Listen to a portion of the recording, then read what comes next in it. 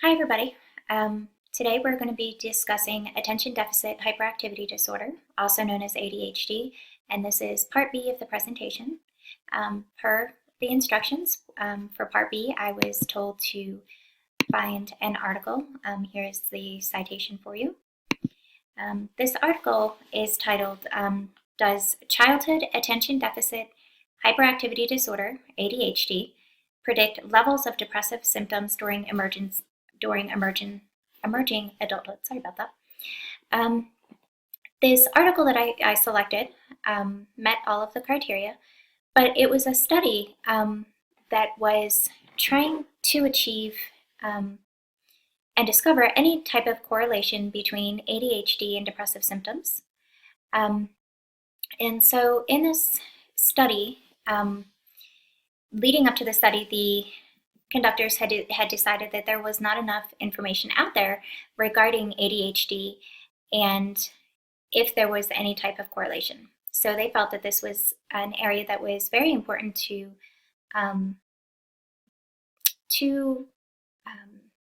investigate, and therefore it would allow them to have a little bit more information and discover some ways to predict some of the expected behaviors in emerging adulthood, and as well as develop some type of treatment plans for these individuals.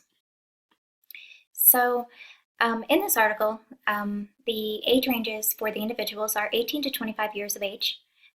There were 394 individuals that were chosen to participate. 205 of them had previously been diagnosed with ADHD, and 189 did not have the ADHD diagnosis.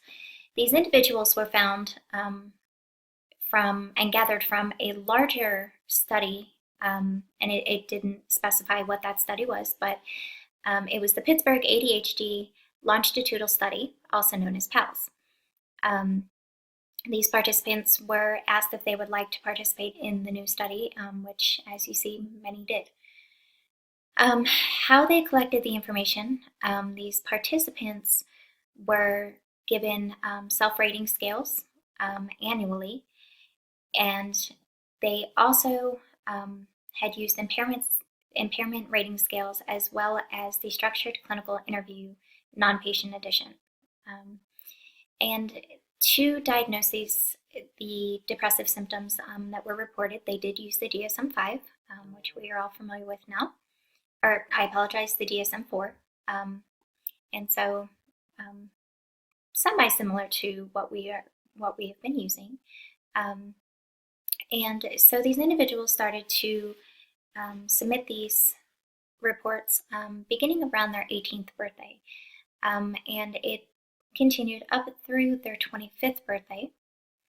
And it was interesting because the results had shown that there is a higher rate of depressive symptoms in individuals that have been diagnosed with ADHD. Yet there is an overall depressive symptom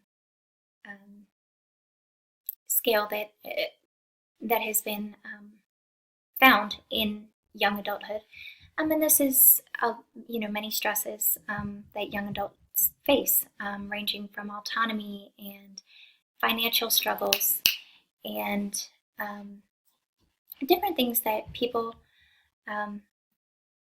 deal with when they're coming of age. But the real results had shown that individuals with ADHD, even though that there was a higher rate of depressive symptoms overall, there was a very distinct decline in both sets of people with ADHD and non-ADHD sufferers. So it was quite interesting. And after they came up with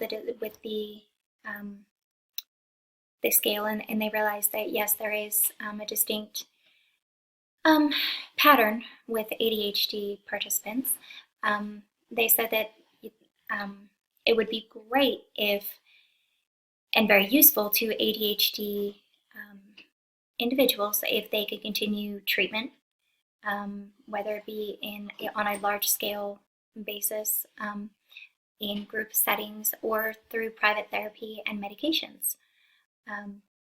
So it was quite interesting. I found it very useful because my son has attention deficit disorder. And so it gave me a little bit of insight on what I should be expecting around the age of 18 or so. And I think that I feel a little bit better prepared in this instance to help him achieve his goals, but also ease the depressive symptoms for him. So I wish everybody the best of luck on your presentation, and I hope you enjoyed watching. Have a great day.